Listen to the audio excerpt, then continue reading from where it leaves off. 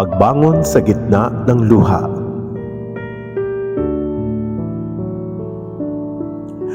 Habang unti-unting lumilipas ang mga araw mula sa masakit na paalam, si Tanya ay nahahanap ang sarili sa isang daan patungo sa paghilom.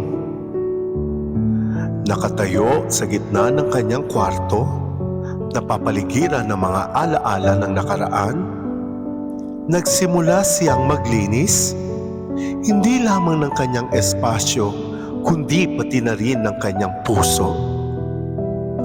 Sa bawat piraso ng larawan na itinatapon, isang hakbang ang kanyang nalalakbay palayo sa sakit. Isang hapon, sa kanyang pag-aayos, natagpuan ni Tanya ang kanyang lumang sketchpad at mga kulay. Matagal na panahon na mula nang huli siyang gumuhit, isang libangan na kanyang nalimutan sa pagsama kay Pedro. Sa paghawak niya sa lapis, naramdaman niya ang isang kakaibang kalmado. Dahan-dahang nagsimula siyang gumuhit.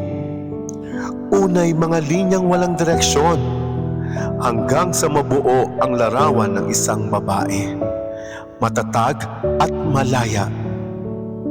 Ang kanyang mga matay puno ng pag-asa. Sa mga sumunod na araw, kinugol ni Tanya ang kanyang oras sa pagguhit. Bawat obra ay sumasalamin sa kanyang damdamin at pangarap. Natuklasan niya na sa bawat stroke ng kanyang brush, isang piraso ng kanyang puso ang naghihilom. Ang sining, na minsan niyang itinuring na libangan lamang, ay naging kanlungan niya sa gitna ng bagyo. Hindi nagtagal, napansin ng kanyang mga kaibigan ang pagbabago sa kanya. Hikayat nila si Tanya na ipakita sa mundo ang kanyang mga likha. Bagamat may pag-aalinlangan, sumang-ayon siya at nag-organisa sila ng isang maliit na eksibisyon sa isang lokal na kafe. Sa gabi ng kanyang eksibisyon, habang nakatayo si Tanya sa tabi ng kanyang mga obra, isang bagong liwanag ang suminag sa kanyang mukha. Habang nagpatuloy ang gabi, ang kafe ay puno ng bulungan at papuri para sa mga likha ni Tanya. Ang bawat guhit, kulay at linya ay tila nagsasalaysay ng kanyang paglalakbay mula sa kadiliman patungo sa liwanag. Sa gitna ng kanyang mga obra, isang partikular na piraso ang nakakuha ng pansin ng lahat. Ang larawan ng isang babae na nakatingala sa langit. Ang kanyang mga matay nagliliyab sa determinasyon at pag-asa. Sa sulok ng kafe, tahimik na pinagmamasdan ni Tanya ang mga taong lumalapit at nagbibigay pugay sa kanyang sining. Sa sandaling iyon, naramdaman niya ang isang kakaibang kapayapaan at pagtanggap sa kanyang sarili na matagal niyang hinahanap. Ang sakit na dala ng pagtataksil ni Pedro ay unti-unting nagpapalitan ng isang bagong naratibo ng kanyang buhay. Ang kwento ng kanyang sariling pagbabangon. Habang nagwawakas ang eksibisyon, lumapit sa kanya ang isang bisita, isang batikang pintor na matagal na niyang hinahangaan. Ang iyong mga gawa, sabi ng pintor, ay mga pambihirang lalim at emosyon.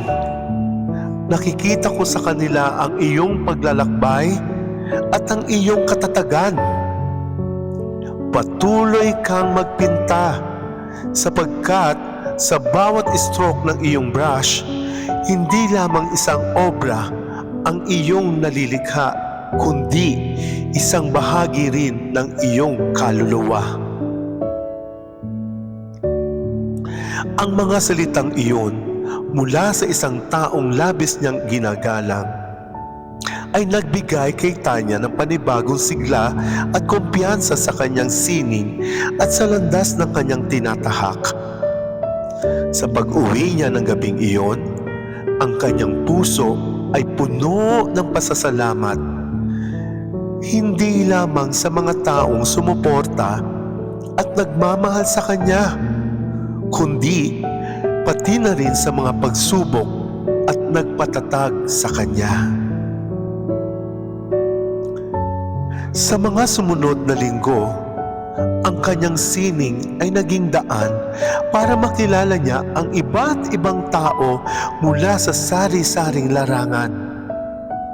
Ang bawat pakikipag-ugnayan ay nagbukas ng bagong oportunidad para sa kanya.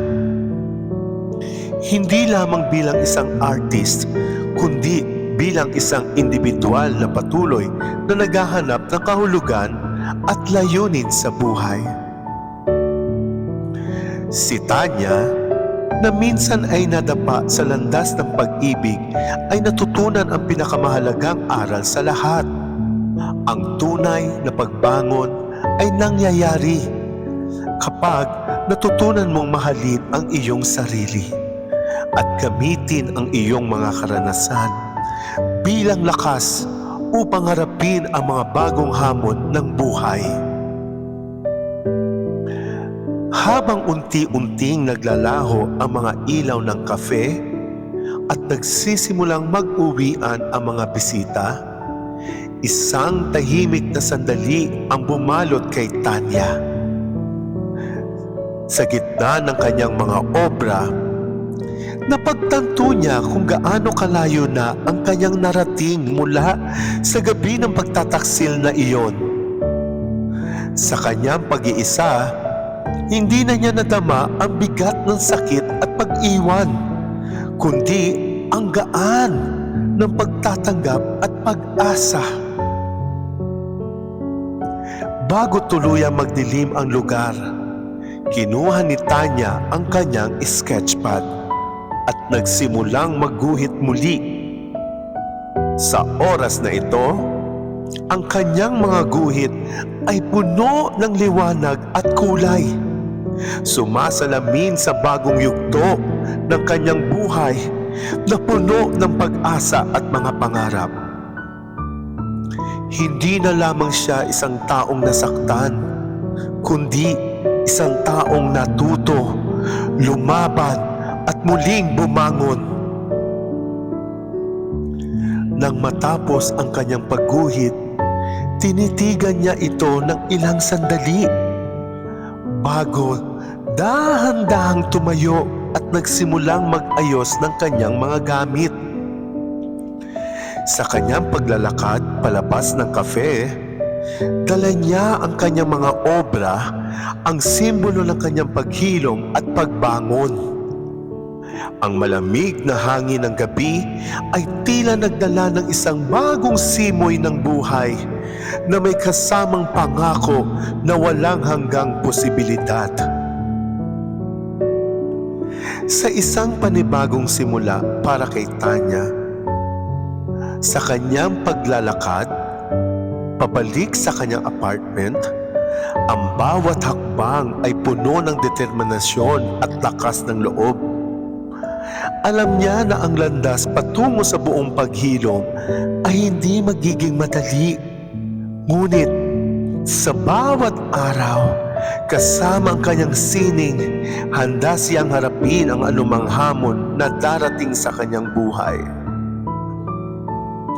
Ang kwento ni Tanya ay isang paalala sa atin na sa kabila ng mga pagsubok at pagtataksil, mayroong lakas sa loob nating lahat na maaari magdala sa atin sa liwanag. Ang pag-ibig sa sarili at ang pagnanais na lumago at magpatuloy sa buhay, sa kabila ng lahat, ang tunay na susi sa ating pagbangon. Sa pagtatapos ng episode na ito, ang mensahe ay malinaw. Ang bawat wakas ay isang simula at sa bawat gabi ng pagluha, may umagang darating na puno ng pag-asa. Si Tanya sa kanyang bagong yugto ng paglalakbay ay patuloy na maglalakbay, hindi na bilang biktima kundi bilang isang malakas na individual na may puso at isipang bukas sa mga bagong posibilidad ng bukas.